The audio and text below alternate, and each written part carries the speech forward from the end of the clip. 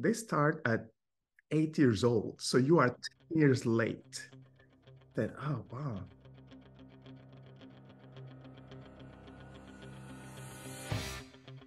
Today on the show, we have former Angolan high jumper, Yulika Costa, is up next.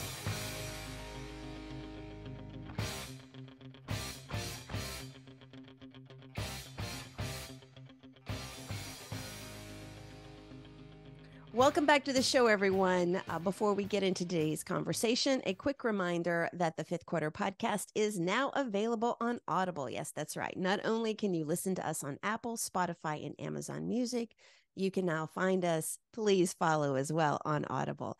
And a quick reminder, a shout out and program changes that Michael is on vacation for the month of December. So it's just going to be me hanging with all of you for this holiday month. Please remember also to give us a 5-star review on Apple, Spotify, Apple Music, and Audible. The ratings help move our show up in the Discover feature on the platforms. And if you love us, you can take a screenshot of your favorite episode and post it on Instagram stories. Be sure to tag the show at 5THQRT podcast and tag me at official Sandy Adams. And a special thank you to my favorite cousin in the whole world, Sam in California. She left us a wonderful 5-star review on Apple, and I did not even have to blackmail her. Today's guest is a retired track and field athlete who made a name for himself in Angola in the high jump. Today, he reigns supreme in Houston, Texas, where he runs his own creative agency, taking a video, filming, and production to a new height. Welcome to the show, Yulika Costa. Thank you, Sandy. It's great to be here. It is. Really quick for those out there, I want to tell the story of how we met because it was actually, it was an interesting. So I was in Houston, and that's where you live currently. I was in Houston. I was teaching a job search class, and I always had everybody answer questions to start off the class. And I one of the questions was, what is something that most people don't know about you? And your answer took me completely by surprise. And would you like to give that answer to us now? Yes. So basically, I am Yulika Costa, and I am from Angola, which is in the southwest part of Africa. And Angola used to be a colony of Portugal, so we speak Portuguese. Right. And I happen to have an interesting journey, which I used to be a high jumper.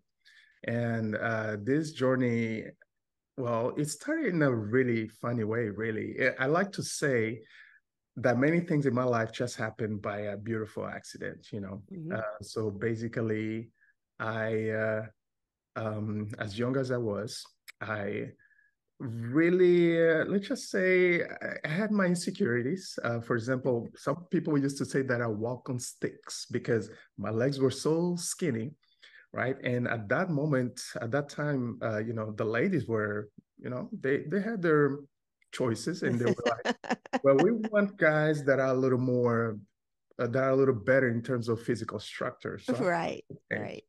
I guess that means, I guess it's time to go to the gym. But I went to the gym, and basically I didn't enjoy to just be there and really doing, I didn't feel any purpose. And wait a minute. So how old were you at this time? At this time, I believe I was 18. Yeah, I was Okay, 18. so fairly young. So just a quick thing. So the thing that you told me in class was that you had the record at the time for the high jump in Angola. That's And right. that took me by surprise. And so I just found you very fascinating. So you're 18 years old, you're living in Angola, everybody around you is got bigger muscles. And how tall were you at the time? At the time, I believe I was, if not 6 feet already, perhaps 5'11". Okay. And how tall are you now? Because you're not that much. You're like 6'2", 6'3". I'm six. I like to say 6'2.5". I don't know. It just makes it better, you know? Yeah. Listen to you. But you had really long legs. Okay, so you're 18 years old. You're a skinny Right. kid in Angola. So let's Like a continue this story. flamingo, Like a basically. flamingo. Yeah. But actually, it's funny. So at that moment, I was not actually in Angola. I was in Portugal. I did live in Portugal for about 3 years as well. I left. Can you tell us why? Well, Portugal is one of the first countries that many Angolans go to. It's either Portugal or Brazil, just because of the language and because the culture is very close. Okay, so now it's all because I've actually interviewed you before, and I'll have a link to your previous podcast, which I have to say at the time I was not that great of an interviewer, but I'll put because it's I can't even talk today. I would say it's been about 4 to 5 years since we met. Yes. Yes. Yeah. And so now some of the stories coming back to me, but you're 18-year-old kid and you're living in Portugal and you just went there for just school. Just usually, school. Yes. Usually, many parents tend to choose Portugal for better education than Angola. And is that what we call college over there? Were you at the That college was level? high school at high the time. school. Yeah, Okay. it was high school. Yes. Okay. Yeah. So you're living in Portugal. Yeah. 18 years old. Yeah. And got skinny legs. Yeah, sticks, like they said, you're walking on sticks. Yeah. Okay, continue with the story. So I felt that going to the gym and just, trying to exercise, especially doing the hardest thing ever, which was leg press, it was just not fun at all.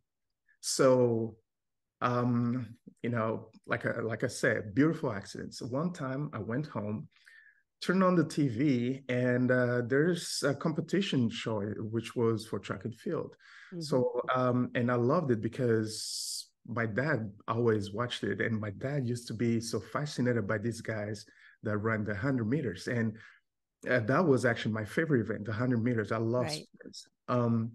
So I watched it for a little bit, and I thought, there was like a light bulb moment, which was like, well, what if I join a team? What if, because I believe I'm fast. This seems fun. And on top of it, I think if I do it over and over, I'll get those legs, Yeah. And I find it interesting because we've had several athletes that did not start their sport that they went into professionally until they were probably 8th grade, 9th grade. So about 14, 15 years old. But you're 18 years old and decide you want to start running. Yeah. Yeah. And you want to do track and field. So, okay. So continue now. Sorry about that. Yeah. Very, very late. I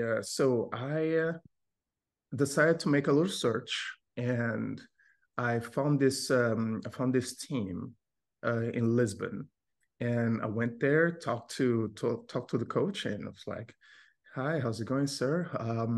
Well, I like to join a team. I believe I'm fast. I believe, I could shatter records." He looked at me, old guy. He looked at me and he started cracking up. He was like, "Young man, how old are you?" I said, I'm 18. And he said, "Well, so you want to compete at professional level, right?" I said, "Yes, I believe I can get that. I know I'm fast." So he said, "So these guys that go to the Olympic Games, how they start, to compete?" I said, "No, I have no idea. They start at 8 years old. So you are 10 years late." Yeah. Then, oh, wow. Oh. What I find interesting, Ulrika, is your self-confidence in yourself to go and say, I can do this. Yeah. Was totally different than your self-confidence in yourself when it came to your appearance. Yeah, that's very true. I just because I believe it's because there's something about running. There's something about being out there and just get your energy explode. Right.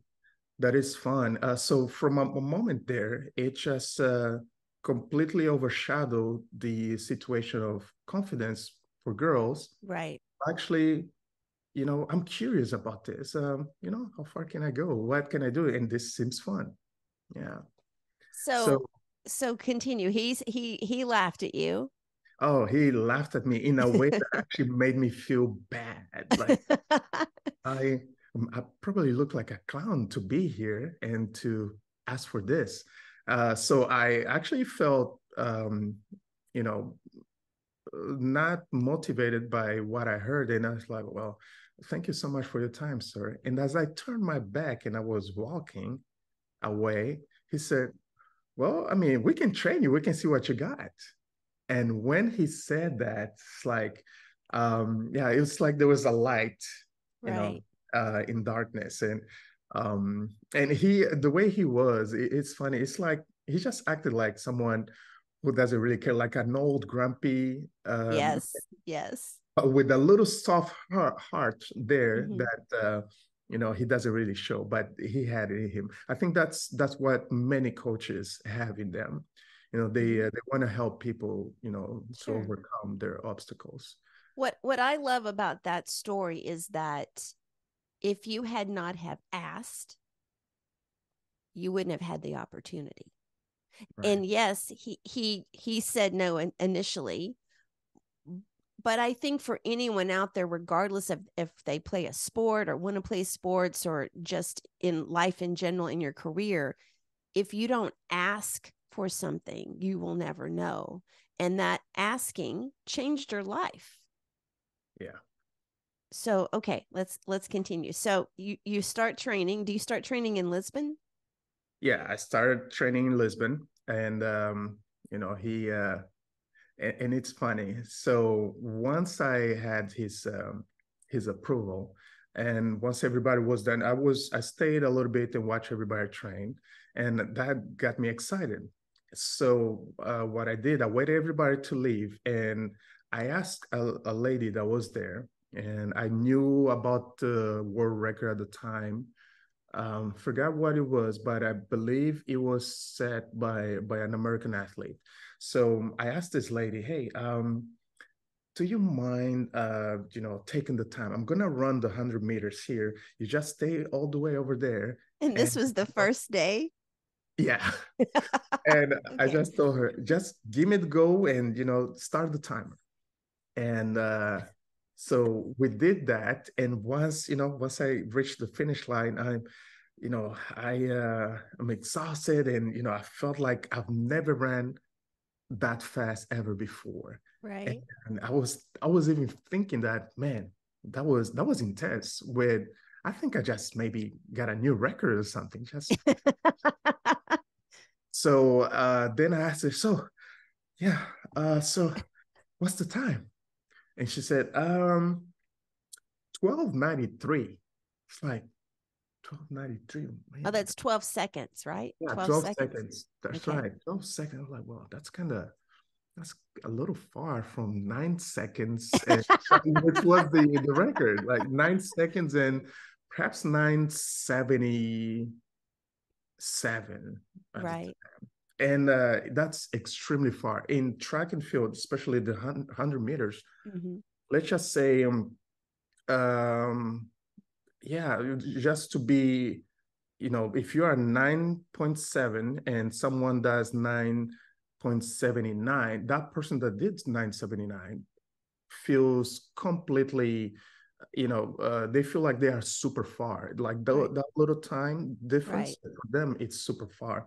Sure. And here I am seconds behind, untrained, of course, but and you know, and then I checked the time in which women were putting on that sport in that championship there. Right. I was absolutely embarrassed, which they were faster than me. And that at first I was like, well, this is an embarrassment. I'm worse than women. Uh, what does that tell about me? So I had all these questions, right? But I started training, and within 2 months of putting effort, I tried it again just to Right. check, you know, just to check where I was. Right. That was right before starting the competitions, and I did 11 seconds and 11 seconds point two. Okay. That's And I you was got a little like, better. You got a yeah, little I better. was like, wait, that's a big difference. And I checked the times of all women, and you know, I was already faster than all the Okay, women so there. your goal at this point was just to beat the women. Yeah. Yet you started running in order to get the women's attention. Right. So I was like, okay, so that puts me in the men's category. I'm a man now. All right. Yeah, yeah, there's progress here. Right. So and things were getting better and the training was actually hard. Yeah, the old man, wow. He was very old. I want to say that perhaps he was in his 70s. Right. And there was a moment of an eye-opening moment. Some of us, me and my other fellow athletes, we were complaining, oh yeah, this is too hard and everything. This old guy, he's like, why are you guys complaining about? I'm 70 something years old. I can do this. And we were doing how do you call squats with the Right. barbells and everything. That was the first time I've seen a very strong old man really lifting. I don't know how much that was in weight. That was extremely heavy. And all of us, after we saw him, lifting, at least he did it at least 4 reps. But to see an old man doing that when us young people are complaining, Right. really shut us up right there. And we had the biggest motivation, like, if this old man can do it, come on, guys, we Exactly. can do this. Exactly. Exactly. Yeah. So how long did you stay? So did you get to go? What was it like for your first competition? My first competition, and that was actually the 100 meters. I have a video of it. It is funny to watch it today. I won it. I won it, and I did pretty well, at least in the heat that I was running. Right. But you know, yeah, to see my form and everything running, it's hilarious. But then, just when I was gaining more passion for the 100 meters and I was improving, I Mm-hmm. had that big gap, from going from women's category to men's category in terms of my development. And I thought that that I was just really starting. That's when my coach looked at me and he said, you know, Lika, I've been looking at you and, I want you to try something. I was like, okay, come with me. And he took me to the high jump area. Right. He took me to the high jump area and he said, you know what? I want you to run this way. And once you get here, you bring your leg this way, you just jump, just arch, you know? And, I did whatever he asked me to do. And he was like, I knew it. That is it. From now on, this is what you're going to do. This is going to be your sport. You were built for this, for the high jump. And it's like, wait, what? But I like the hundreds. Okay, yes, you can do a little bit of the 100, and we're Mm-hmm. gonna get you to even do some other sports a little bit, like the long jump and the triple Right. jump, just to help your body really develop even more, because all these sports are gonna challenge your body. And that goes back to a lot of athletes that I've talked to have talked about the how it helps to do other sports because it keeps your body all over conditioned, but it also helps with injuries because you're using different parts of your body. So again, you're at this point you're still 18, 19 years old and you're starting another sport. And Yeah, people in the high jump, again, they probably start when they're what, 8, 9, 10 years old? yeah. And you're starting again. Okay, so let's continue. So that's yeah, that was it. That was when the high jump started coming to my life. Mm-hmm. Another beautiful accident. So Now, I were you still in school at this time? yes, I was in school. Okay. Okay. Yeah, And I let was me in ask high school. this. You're still in high school. Yeah. So, for those out there that are probably wondering, for high school in Angola and Portugal, what is the graduation like? How old are you when you graduate high school? Around that age, Okay. 18, Okay. Okay. So, 18. had you had any thought at the moment as to what you were going to do after high school? No, no, not at all. Or well, Most oh, people they're all they're focused on is their sport. Yes. So actually, the sport, like I say, just came to me as really that Right. curiosity, that beautiful accident. Usually, and the way the system is back there is very different than here. Here, for example, in high school or even middle school, you are always have in schools a track where people Right. go and exercise and everything. There, both in Portugal and in Angola, the majority of the schools they have their sports facilities separated. I guess some of these even sports facilities they just are independent. They belong to either another company or someone else, and maybe Wow. some people might go there. Some schools might maybe rent out a space or something to take Sure. some students sometimes. But yeah, sports are very much part of the American culture. And they're From required, like in our school system, it's required. Physical education is required even from a young age, but in Angola and Portugal it's obviously not required and it's separate. So we have, I'd say, the way I grew up, we had physical education required up to a certain point. Okay. Yeah, up to a certain point. But then, like for example, middle school, but high school, no, it wasn't. It Right. wasn't really required. A lot of people there they just focus on perhaps on the some of the jobs that they want to do, you Sure. know. So, for example, as far as having any plans right after high school, I think it would just go something related to what my parents wanted to do, which is in the area of engineering. Right. Yeah, it's it's Your almost mom like your mom's an engineer. Is your dad an engineer too? as well. Yeah, And they're both in oil and gas, correct? yeah. It's Okay. just like it's funny. It's almost like Asian culture, which they want you to be a doctor. We are Right. doctors. We, the parents, are doctors. So my son is going to be a doctor as well. So it's very much the same back home, which hopefully we get to see a shift because I think that happens because, yes, the country is big in oil and gas, but also it's that blindness of seeing all the areas in which we can, take on like Mm-hmm. could be cinematography, could be many other things that we don't create much of these opportunities. Maybe now we're starting to see a change, but Right. yeah, could be more back And then. you've been, when we'll get into this later, but you've been big in that in Houston, really trying to bring more opportunities Yeah, and show off the Angolan culture and those type of business opportunities. Okay, yeah. so you start training for the high jump and you do these other sports as well. And so when did you start your first competition for high jump? So for high jump, once I once I started the well, first competition I did were the hundreds, but it was this random time which the coach asked me to do those things, and he thought that I should start the high jump.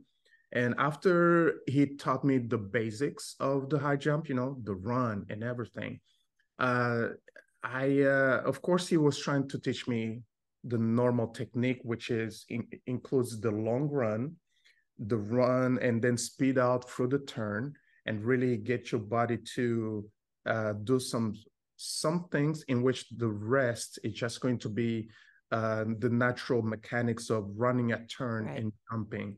Um, but then my body just reacted a little weird to it. I didn't do well with the long turns. It's like it's as if you were having to learn how to walk again. So it Right. takes a while. So what I did in the moment, I just felt that I was the kind of athlete that explodes. I could have a very short run and just explode and have a high jump, a really high jump. Mm-hmm. And then he understood that as well. He said, "Okay, we're not gonna fight this. We're actually gonna try to exploit it. You're an explosive jumper. Therefore, okay, we from this short run that you do, this is how we're going to kind of work with you." And people, everybody in the competitions, they saw, well, this guy's kind of awkward and different. like he runs super close and then he just jumps. And I did notice that as well. I kind of felt like, man, yeah, I do feel. Imagine there's like a bunch of ducks that are yellow, and then this white duck comes in. Yeah, he's different. Yeah, that's how I felt. But and yeah, once I started doing that, I started getting more curious by doing little goals. The first goal was to jump higher than my own height. Okay, I uh, I guess I'm 5'11", Right. 6 feet right now. Yeah, let's go for that. Let's go. Let's see how if we can do that. So little by little, once I start doing that, I just really wanted to get curious. But as I started going to higher heights, that's I found a plateau due to my type of running, which was super short. I Right. felt the higher I wanted to go, the The backwards, far, the farther, the farther. Yeah. the farther I needed to be to really carry that speed and in the impulsion to go up and let the speed take me to the other side. So yeah, that's how interesting it started getting. So that's basically how I started. But what kept me in the sport and doing the high jump, that was the interesting part. What kept you? For example, I my time has come to move from Portugal. My mom, she came to the United States and she was in a work assignment for Chevron Mm-hmm. um, for about 18 months. And she thought, hey, son, you're done with high school there in Portugal. Don't you want to come to the United States? I didn't know much about the United States. I didn't have any friends. So I'm like, no, why would I go there? I don't have friends there. And, no, I'm fine here. And she thought, hey, you like track and field. Track and field is your favorite sport, isn't it? I'm like, yeah. Isn't the United States your favorite team? I'm like, yeah. Yeah. Um, well, what if you come here, you train here with Americans, then you might be one of the best. I thought, you know what? Mom got a point. So why not? Well, let's give it a try. Right. So that's what got me to come here. And And where were you guys at? Was she in Houston or was she in California? she was in California, San California. Francisco. Okay. Yeah. And then basically, so I come to the United States. So it's, As a 19-year-old, 18, 19-year-old kid still. Okay. yeah, yeah, 19. Yeah, I was turning 19. So about to turn 19. No, yeah, about to turn 19 soon.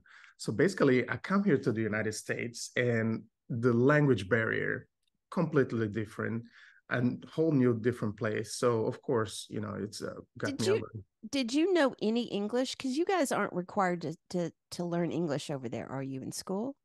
We learned very basic English, Right. very, very basic. But I did have a little bit of some classes, which helped a lot. And once I got here, I could understand more than I could reply. So did your mom already speak English pretty well?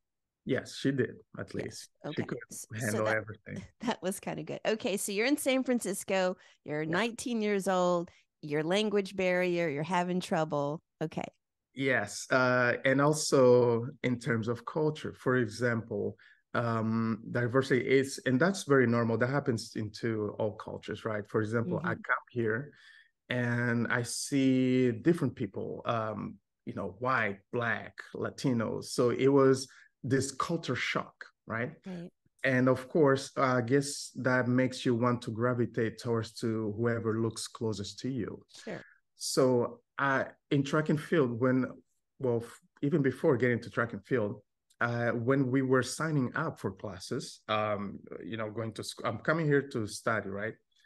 When we were looking to the classes that I could actually do, I saw something written track and field, and I asked, "Can I take this class too?" They said, "I said yes, yeah, you can very much do so." So I accepted it, and then when I got to the classes, Okay, can I ask what school? DVC, Diablo Valley College. Okay. Yeah. And once I get there to the track, I see the students, of course, I'm shy. I don't seem shy, but I am I actually. know. It's so funny. It's so funny.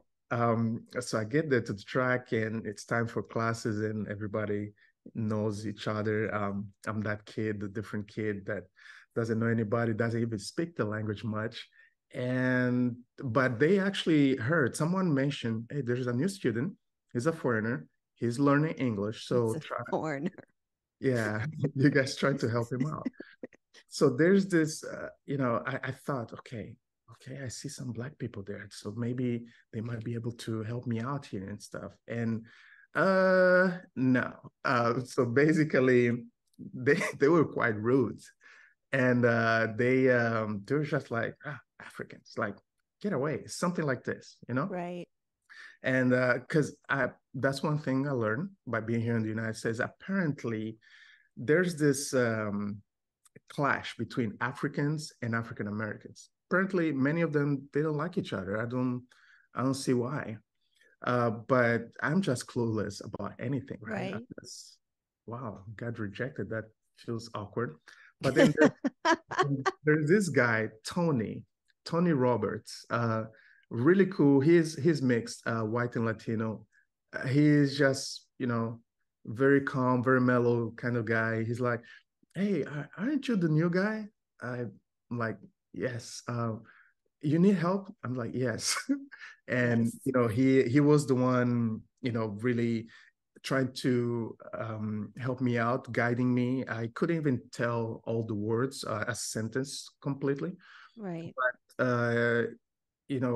the effort that I'm trying to put, I guess he understood some things. So he would be the guy telling me, hey, come, go do this, or repeat everything that we're doing.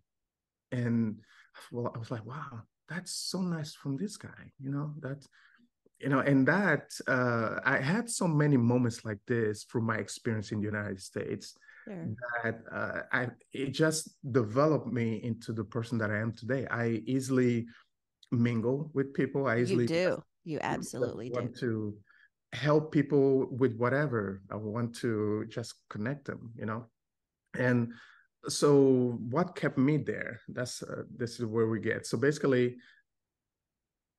in Portugal, I felt like I reached a plateau. I was able to jump higher than my height, but then there's something that I just couldn't do it. Right. And let's just say that my limit of jumping in the United States was, it was 6'3". I think 6'2", maybe 6'2", right? Okay. Let's say I jumped over 6'2", and that was my limit back then. So then I come to the United States. I'm training, and 2 months of training with the coach, and then the first competition comes, and on the very first competition that was in San Mateo, California. So we are training basically in Portugal. Every time we jump, I just knew after I reached my limit, I would be knocked out of the competition and other Okay. people would still be jumping. Right. When I come here on the very first competition, it's me and another guy. We're the final guys. Everybody already was knocked out. So it's me and against this other guy. And I'm like, this is strange. And the bar is higher than I ever seen. And here's the thing. I don't know I didn't know the difference between meters and feet. Oh, that's right. Yeah. So Because in Portugal, it's in meters. yeah. So when you're okay, I forgot about that. So in the So States, it's feet. yeah. So I'm just jumping. And I even at some point I even asked my coach, "Hey, coach, bar seems kind of high. What is that in meters?" He looked at it. Don't worry about it. Just keep jumping. His name is Daniel Cruz. He was hilarious. Let's give him a shout out. Definitely. Yeah, Okay. awesome coach. So he's like, don't worry about it, just keep jumping. And it's me against this other guy. And actually I almost won it. The guy got the better of me. He was lucky, he did pretty well. And I'm like, okay, wow, that was interesting. I've never seen the bar this high. And I asked you have a question? No, no, no. Oh, What I was gonna say is that were you jumping higher now than you were in Portugal? yeah, within 3 months around there, which I got to the United States on December 2006. Right. February of 2007 was our first competition. And so, yeah, it was just a couple months, a little bit of training. And, I was jumping higher than usual. What do you think? Have you ever like determined like what was happening that was helping you train to jump higher? Well, the training here was actually, I'd say the training in Portugal was actually tougher. Okay. I, yeah, interestingly, I think maybe it's just the body naturally, being used to it and developing more. Mm, Or that's true. I That's true. did, I did increase a little bit of my distance in jumping, and Mm-hmm. I felt a little more fluid as far as running into the bars. Yeah, I felt a Right. little more fluid. But at the same time, I think just not knowing limitations, I think that was helping out in that moment, like not knowing, not putting myself a little cap. For example, before I would always think, oh, there's this height. And I know the numbers and everything, and I'm thinking, oh, I just want to jump my height or whatever. But Right. here it was different. I was You just there for the first time. I This is an unknown place. I don't know what's the height. I'm just which going. strangely was obviously in your favor because it kind of you're right. We put limitations in our mind whether we realize it or not. And I talk about this all the time about that growth mindset of how yes, you can do this, no you can't do that. But for you, that limitation was taken away because you didn't truly understand the conversion rate between feet and meters, and you couldn't really focus on that. You were just focusing on then your form and how far you could go and how high you can go, and not in a specific number. So that makes perfect sense. And it was actually getting fun. I'm like, wow, it's just me and this guy.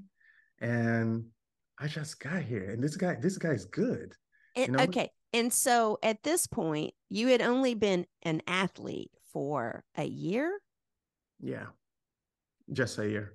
just a year. That's pretty incredible. Okay. So you go to your first so from there, when did you start international competition? International competition. Well, right after this moment specifically, Mm-hmm. um, and finding out how high I jumped. How high did you jump in feet? In feet, that was 6'6", Okay. and I attempted 6'8", and that's the one that I wasn't able to go. I almost got it, but yeah, that's where I stopped. But basically in Portugal, I jumped 6 feet, so 6 inches in Sure. very short time. That was impressive. And then once I figured out how high that was in meters, I thought, wait a minute, that's well, that's we're getting close to the record in Angola. I think I contacted my dad. Hey, Dad, do you mind searching there what's the record in Angola just to confirm? And he told me, oh, the record in Angola is 2 meters and 10. I'm like, okay, 2 meters and 10. Interesting. And Um, that's for the high jump? for the high jump, yeah. And what is 2 meters in feet? 2 meters in feet is basically it's 6'10". Yeah, it's 6'10". Wow. And I Okay. was like, wait, that is it, man. I'm six. I jumped 6'6". I believe I can do this. So Mm-hmm. that's what kept me there. That wanting to really break that record. Right. And but basically the through the competitions. So knowing that I was really close, I asked my dad to contact some guys there to see if they also were more aware that, hey, there's an athlete, Angolan athlete here, Right. and he can probably go a little far. So my dad contacted them, and it wasn't on that year, but it was in the next year, which was 2008, I believe, that I had the first international competition.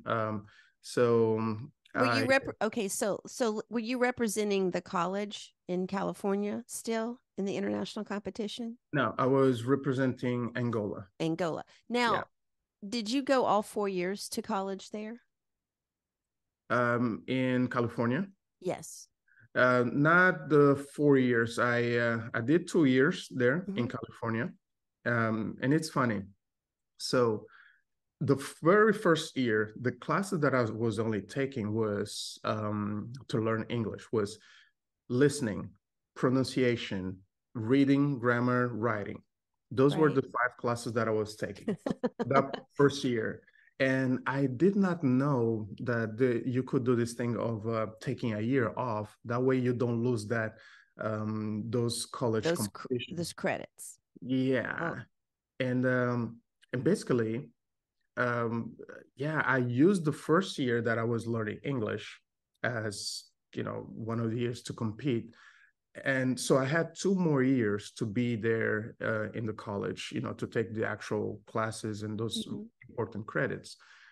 But I wish I could take a year off because the competition was getting really interesting. I just wish we could do this more often, but apparently you can only run track in college for 2 years, but then you can continue at a university.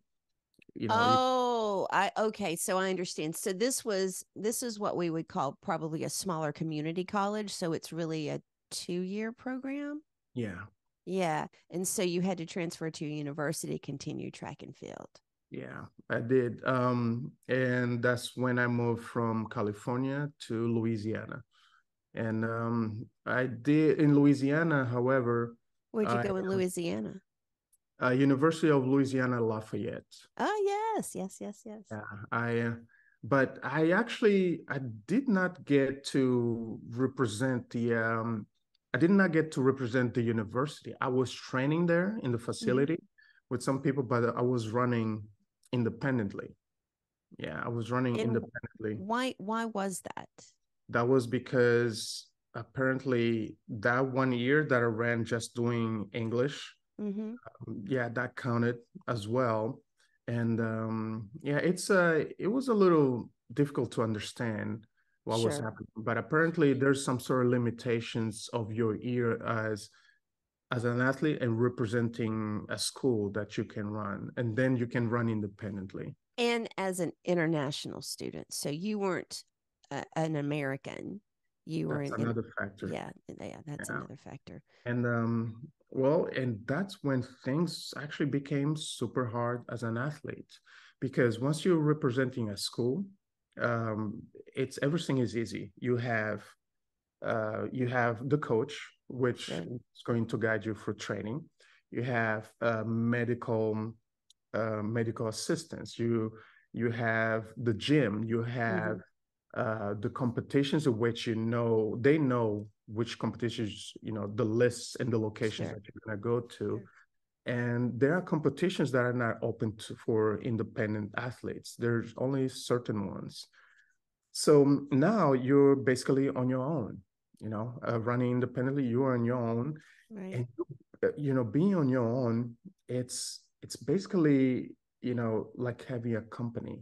Your body is a company. You are the Sure. entrepreneur. You have to maintain, you have to sustain, you have to spend a lot of money.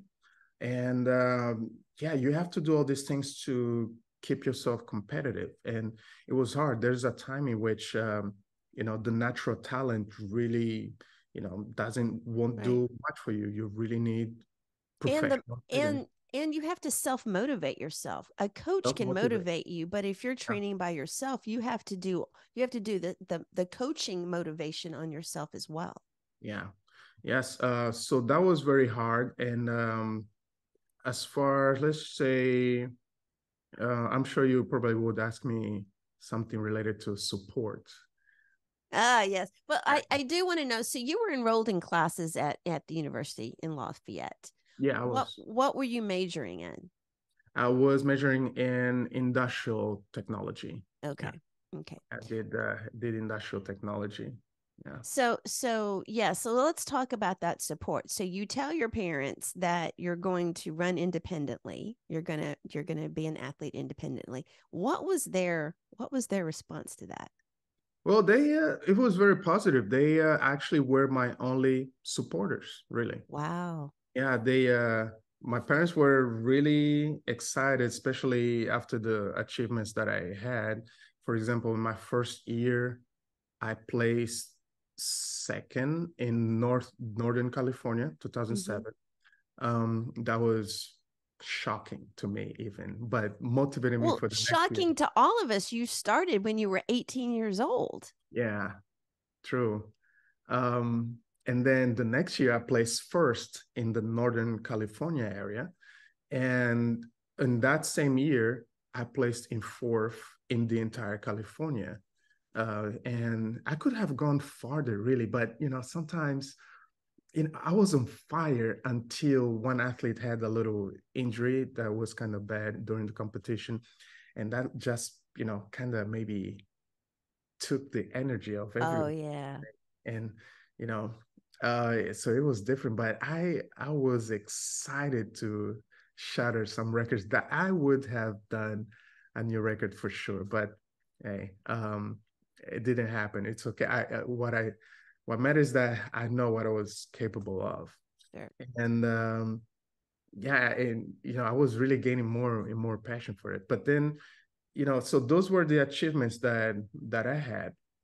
And then with the word out that I was an Angolan athlete here, and that I was good, then the first competition came, which was in Portugal. In Portugal, they had this competition called the Lusophone Games. Now wait a minute. You're still living in Lafayette though, correct? No, actually, before my first competition, I was still in California. Okay. That was my first competition, which was in 2009. Okay. And I went to it was in 2009. I went to Lafayette in 2010. Okay. Got So it. in 2009, which they had the competition of all the countries that speak Portuguese, the Lusophone games. That was amazing to actually compete at an international level, to see all these athletes like a little more mature, a little more built, and Right. um, intimidating, really. But Sure. Sure. yeah, because it's a whole celebration, all these other countries. And it was exciting at the same time. They felt like the Olympic Games. Sure. And and actually they had professional athletes that I was a big fan of, that they compete in the Olympic Games. Hmm. And so that was mind blowing, and that was at the facility where I started everything. One of the Oh, that's competitions, pretty yeah, cool. brought me back to there after a couple of years.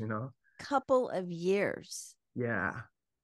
So Um, yeah. yeah, So, and then yeah, go ahead. well, I was going to say, so how well did you do at that competition? That competition, I did really well. I placed second. Placed second. I got a silver medal for it. You should be 2 years after you start Yeah. and you place second in an international competition. I think that's very, very impressive. There's not a lot of Yes. people that can do that. And it would be even more impressive if I had that new record right there in that competition, a new record for Angola, Right. because I tied the record of Hmm. Angola in while I was in California during one of my competitions. And the way that even happened, it was surreal. And it was the same thing.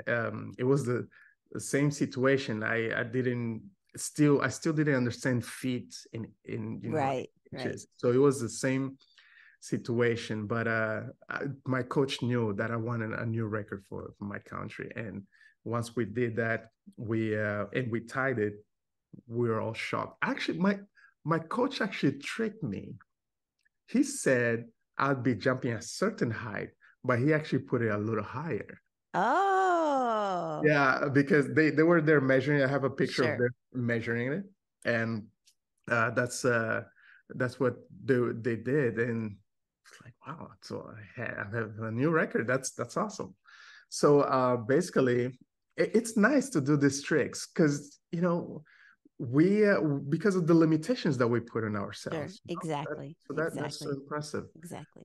And so the other thing, yeah, so I tied the record, but during that competition in the Lusophone Games, I attempted a brand new record for Angola, and I was so close to it. I was just a little exhausted.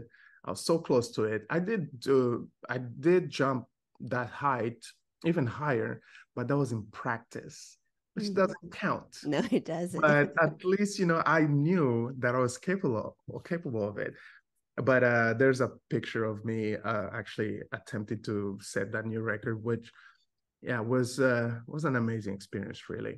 So So after that competition, do you go back to Lafayette or you go to Lafayette, correct? Now, yes, do you and you have what 2 years left before you can graduate? Do you graduate from Lafayette? I did graduate from Lafayette in 2013. Okay. I went to Lafayette 2010. I still did some extra English classes Sure. there Sure. before there. It was part of their process. You can either take this one exam called TOEFL exam, Yes. um, or you can take some of these classes and then you get into the Right. university. I decided to go for the university for the So class. so let me ask you this. When did you decide to stop with professional sports? Like, when did you decide you were done with it? Was that your decision? Was it somebody else's decision? Like, what was that retirement? It was life. Life. I made a bad choice. I decided to go to a trampoline place, A and what place? A trampoline? trampoline, yeah, Trampoline. Okay. yeah. Yeah, basically, it's this fun place. They have several places to do flips, and it's fun. And this was a pleasurable excursion. Yes, and it's funny that the girlfriend at the time that I had, when I invited her and some friends to go do that, she asked, "Well, don't people get hurt doing these things?" Like, nah, it's easy stuff. Who gets hurt doing this kind of stuff? Wow. And well, that was me. It's and they were having so much fun. They were worried at first, and they were having a blast. And once I made sure that they enjoyed it and everything, that's when I decided to go have fun by myself. And I did one flip or two. I was like, oh yeah, this is gonna be fun. But when I wanted to just walk from one place to another, because those things are very way too flexible. And one of my weaknesses are my ankles.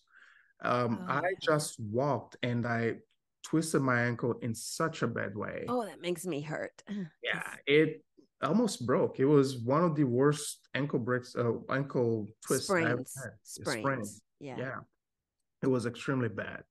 And that right there ended my career because I was actually gonna go even just in a couple months. I had qualified already to go to the second Lusophone Games, and this one would be in India because Right. part of India was also colonized by the Portuguese. So Mm-hmm. the games would be there, and I lost that chance. And also, that would be my ticket into getting into the 2012 Olympic Olympics. Games. Right. Yeah, I would have the qualification for that as well. That shattered my opportunities. So that's how my How career. old were you at the time then? 21, 22. Um, more. I believe I was maybe 24. My math is horrible. Um, so when that happens, how did you feel? I mean, other than at that very moment, like when they told you that, you can't, it's probably not feasible or whatever for you to do that sports again. What was your mindset during that time? Because that's what you had been training for Yeah. and had, you got a college degree. So you had something to do with it. But a lot of athletes we talked to, they've had at least 2 to 3 years of college. They had to major in something, but they're still focused on their sport. So what was your mindset at that time? It was pretty much the same.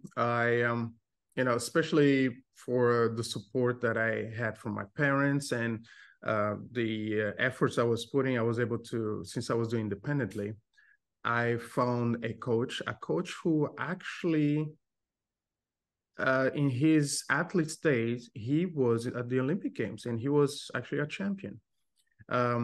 He represented his country of, I believe it was Nicaragua. Mm-hmm. I have to find that information. Amazing guy, and he cracked the code in my running. He really challenged me to extend my running and be a little more fluid. Right. So amazing guy.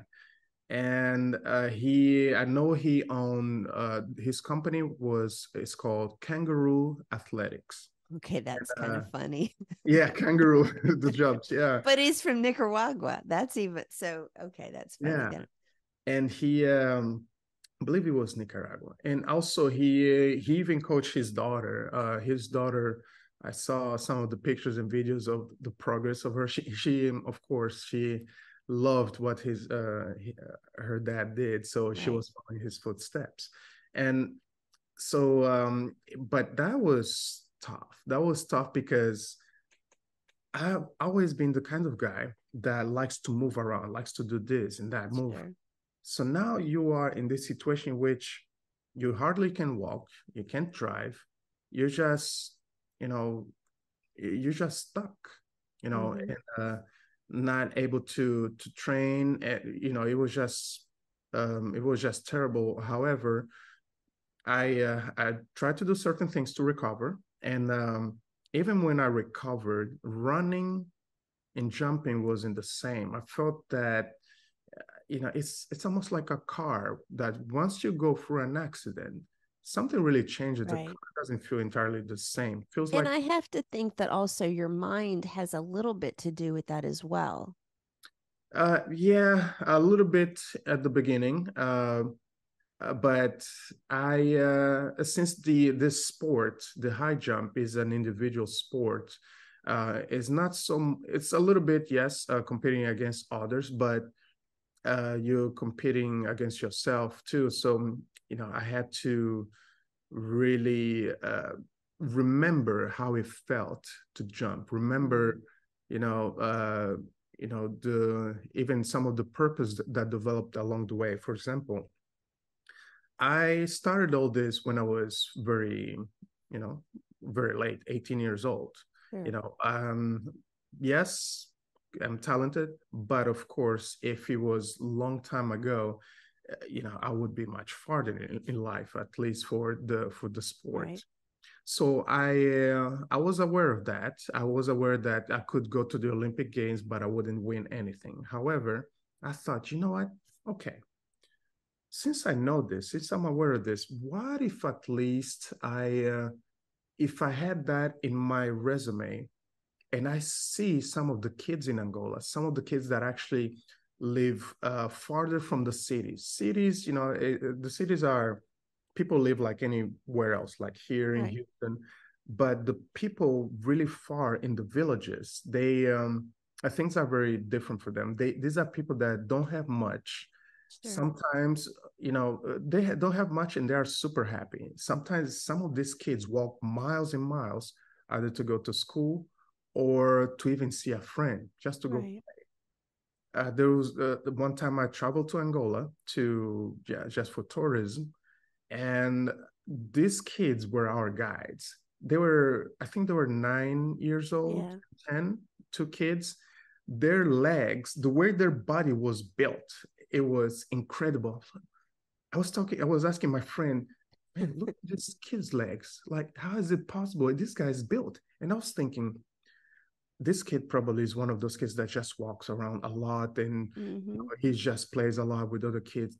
If this kid had the proper training, because his body is built and his body can really, can take, he can take some punishment, let's just say, into the sport, and he can just handle much more because he's strong, and he can probably, go far in sports, whatever it may be, whether it's running, whether it's jumping. Right. I think these kids with some guidance would be amazing. But I thought, okay, to make these kids perhaps understand some of these things, what if at some point in the future, if I actually had something like that in my resume of at least participating in the Olympic Games, I perhaps with the right resources come into one of these villages and try to find, the right future of Angola in terms of sports, someone that's going to represent the country. And, even until today, I still have that dream. If at some point I have the opportunity and the resources, I'm going to go to one of those villages and definitely, perhaps even foster competitions with sports in there. Sure. And create that culture of sports there. And, try to see if maybe we can bring some of these kids either here or other countries that there's proper training and these kids can just become marvelous athletes and represent the country and really increase the sport of, the spirit of the sport. And increase the opportunities for these kids to learn and see and grow. Yeah, because then it can create a chain. Sure. If these kids are coming out of a village, I'm sure they can go back with the proper education, not only in the sport itself, but as a person, as personal development. Perhaps they can go back to it and develop their villages, and try to maybe, create something like this of developing the future athletes there and improve, just a lot of things there, Yeah. So what did you decide to do? So you've not had a chance to do that?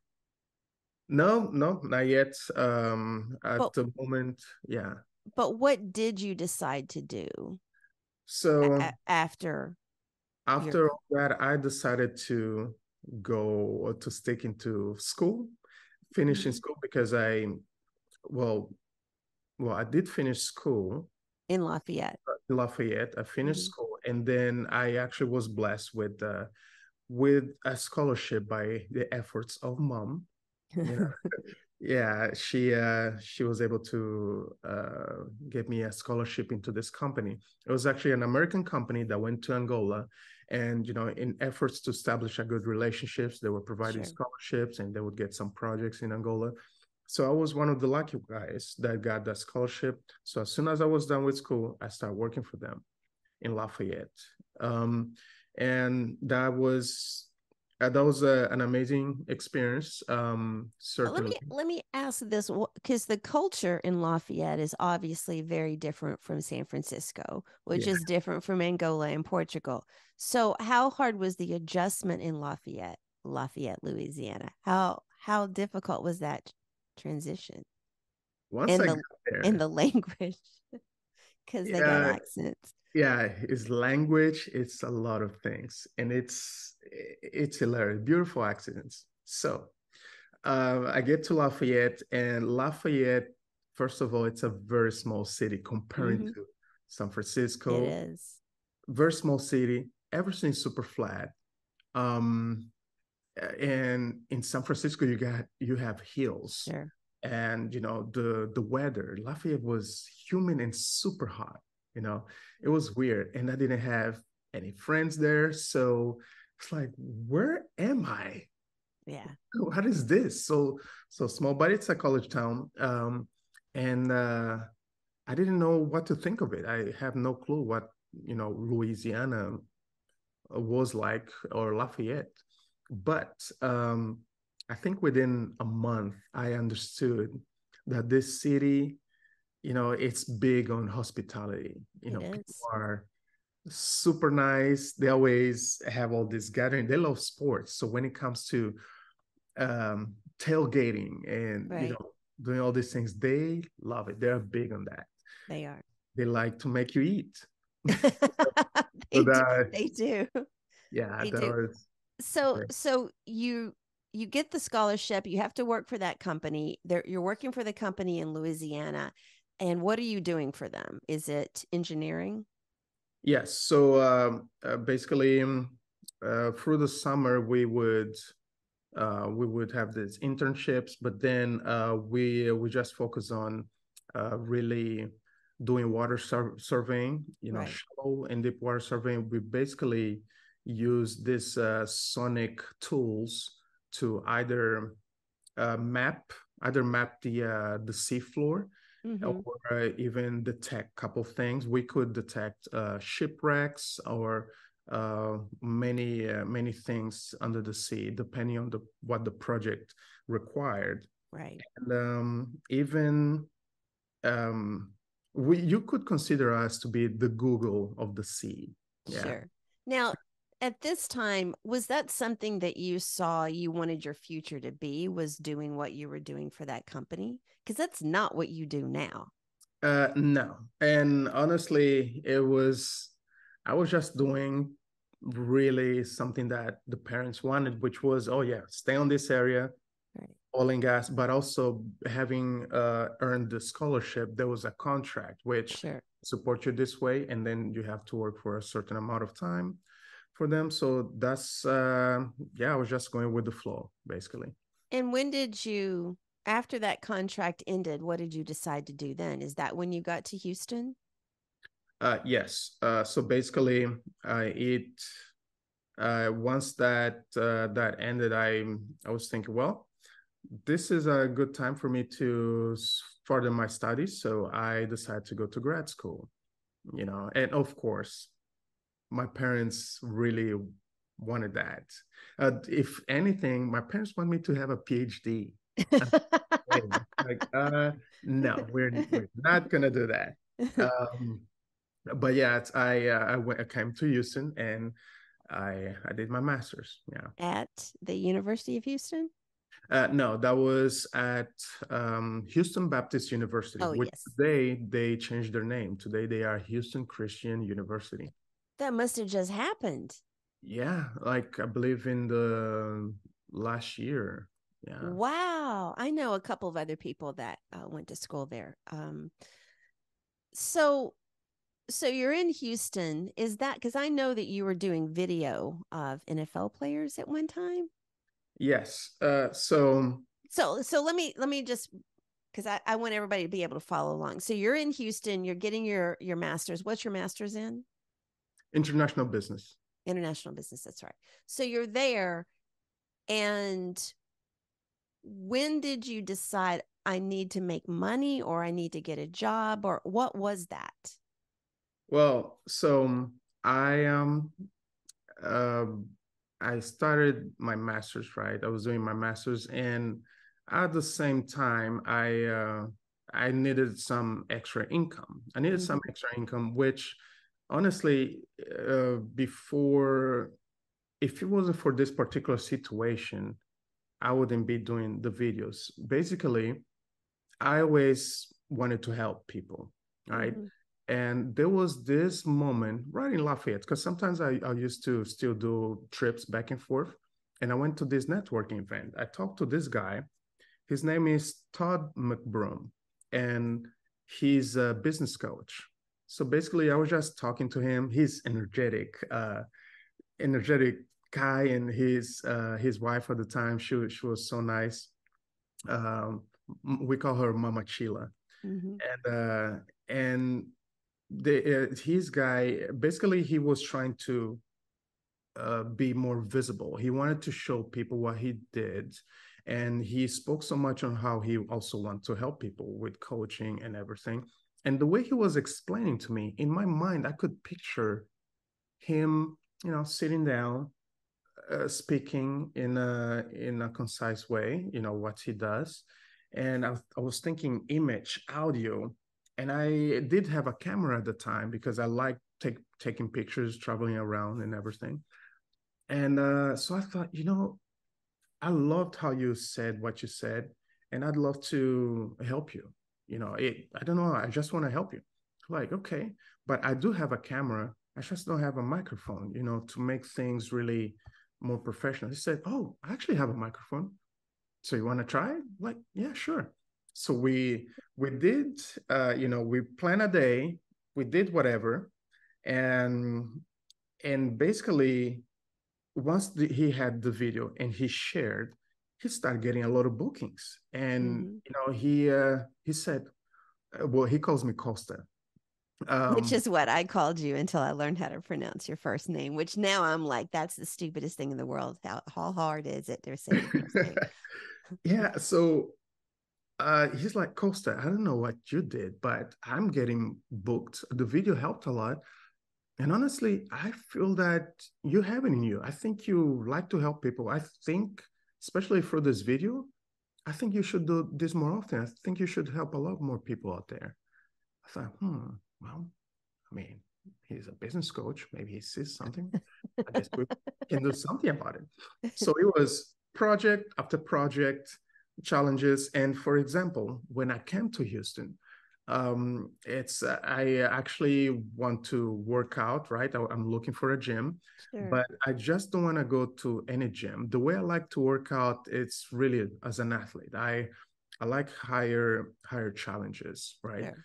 And so I was looking for a gym that had that type of environment. So I saw that there was this gym called Nine Innovations, and I went there. And this gym, they really have professional athletes going there, big names like well, there are these athletes at the time. I forgot the names. I just know that he's black and bald. Okay. um I don't know, he had been recently in many videos with Shannon Sharpe, which Shannon Sharpe, I'm well aware of who Shannon Sharpe is. Yes, recently he has been in some podcasts with him. So it's that athlete. I don't know. I'll have to insert this after we figure it out. I'll insert this. And so yeah, he goes there. He was going there, and many other athletes. So these guys have some sort of link with professional athletes. Really, they go to their facility, they train there. And the owner at the time, Abdul, I forgot his last name. His last name is very important because his brother played for the NFL. Yeah. But basically, we're going to do a little Google while you're talking. Yes. And what's it? Nine Innovations? Nine Innovations. That's correct. Yeah. And basically, this guy, of course, is the owner of the company, and he makes sure that to talk to anybody that wants to train at his facilities. So he asked me, so what brings you here? What are your goals? And so as I mentioned, what do you even do right now? I said, well, sometimes I go to school, but sometimes I do videos. Abdul Foster. That's him. Yeah. I still don't know who his brother is though. Arian Foster, maybe. Something. Who? I think is Aaron Foster, I believe. Yeah. So basically that he asked me these questions, and when I mentioned, yes, I do videos sometimes, he said, really, you do videos? Like, do you do, I don't know, athletes, like highlights and stuff? I said, well, I haven't done it before, but Arian, Arian Foster. He's a NFL running back. That's correct. Yeah. So I said, well, I haven't done it before, but I believe I can do it. I've seen it before. And, if you even have some examples out there, send it to me. I'll study it and I'll see if I can do it. Okay. Time out for just a second. So a little side note. we're getting this way off track now, but so, and I hope I'm pronouncing his name right, Aaron Foster. So he actually went to college at the University of Tennessee from 2004 to 2008. He went undrafted in the 2009 NFL draft, and he played for the Houston Texans from '09 to 2015. There you go. First team All Pro in 2010. There you go. Ah, awesome. Go ahead. Yeah, I got the chance to meet these guys and some other professional athletes that that went there. And he challenged me. He actually asked, "Hey, do you think you can try to be here maybe in 2 days? We're gonna have these guys. We're gonna train them and just capture something." I said, "Yeah, I'm down to do it. And let's do a deal. You make videos for us, and you train here for free." Like, There you go. sure, let's go for that because Yeah, their prices were really expensive. sure. Because of course, they have a niche that, Yes. yeah. And I'm sure a lot with that comes like privacy and all those kind of things as well. Um, so just to kind of wrap this up a little bit, we're on the down end. Mhm. Um, tell everybody what you do now. Well, so right now I'm a seasoned digital marketer. I am the head of this company, a B2B company, video production company here in Houston. Named, We're named. Over Bars Creative. That's right. That's right. And y'all take, can I just say, because you use drones, right? We do, yeah. You do. You guys take some amazing videos. Thank you.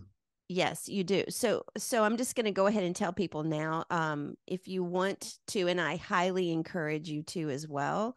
And I'm trying to find my notes here on my page. I'd love for you guys to go follow Ulika. You can follow his personal account on Instagram at ucosta, and that's UCOSTA, and also the his company, which is Over Bars Creative. Go give him a follow on both of those. But yes, you guys do, or you do some amazing videos. I just really love those. So how long have you been in business with Over Bars? Since, or well, 8 years. It's been 8 eight years. years. Yeah. Yes. And what are some of the highlights of some of the projects that you've worked on? Just give me a couple of. Well, we focus on oil and gas, nonprofits, healthcare, and real estate industries.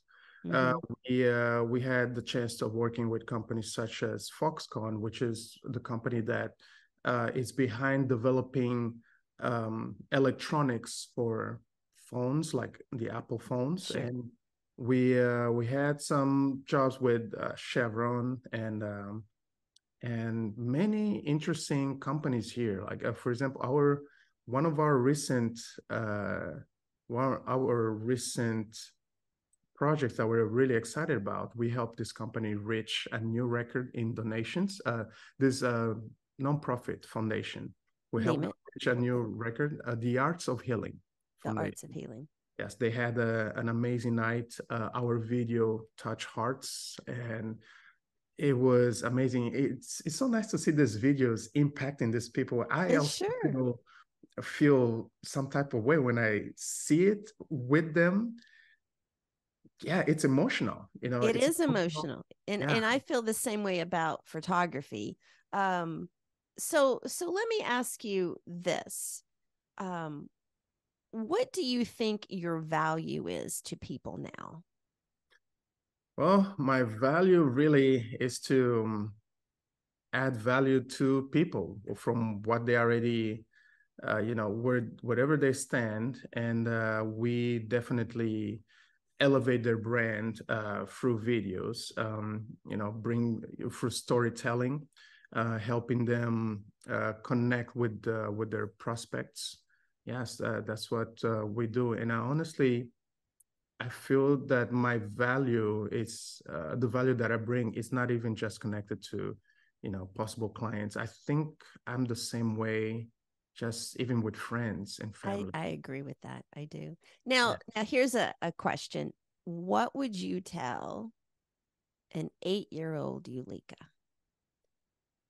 An 8-year-old Ulika, man, that's an energetic guy. But what I would say to uh, an 8-year-old Ulika is to be aware of the distractions, and believe in Yeah. yourself that many things, many things will cloud your mind, but if you go with your feelings, it is true. So you have to believe in it and really go through it because you are right all along. Absolutely. I totally agree. Thank you so much for being on this. I appreciate you. I always enjoy and for those out there, so I am a professional photographer. I just don't do it as much now, but my last official shoot in Houston, which I'm probably going to embarrass you. My last official shoot in Houston was with you. And I said, I want to do something. You and I have had really great creative minds, and I love your and a side thing, you created a video in Vegas of you getting dressed in a tux and playing the Staying Alive song.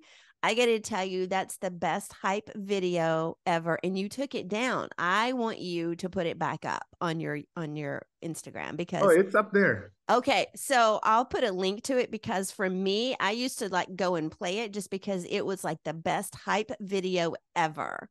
Okay.